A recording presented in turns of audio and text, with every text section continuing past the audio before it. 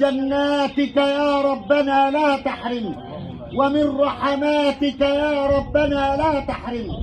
اللهم أكرم نزله ووسع مدخله، اللهم أبدله دارا خيرا من داره وأهلا خيرا من أهله.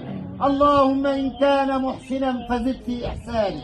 اللهم اجعل قبره روضة من رياض الجنة، واحشره مع النبيين والصديقين والشهداء والصالحين. اللهم شفع فيه القرآن، وشفع فيه الصلاة، وشفع فيه الزكاة، وشفع فيه صوم شهر رمضان، وشفع فيه النبي العدنان، وشفع فيه كل من زار قبره وقرأ الفاتحة عليه وأمن على الدعاء وتصدق لله بإحسان على روحه براءة وعتقا من النار يا أرحم الراحمين.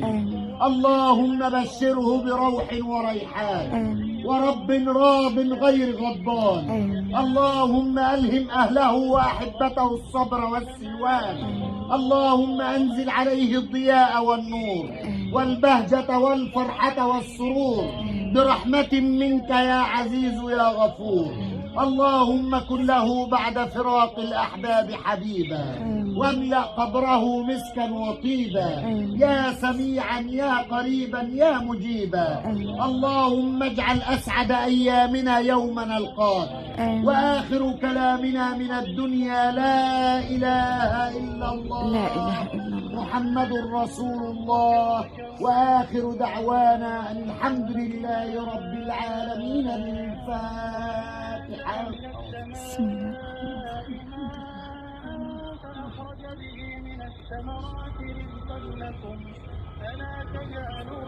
ان شاء الله تربيه من صدق بالله.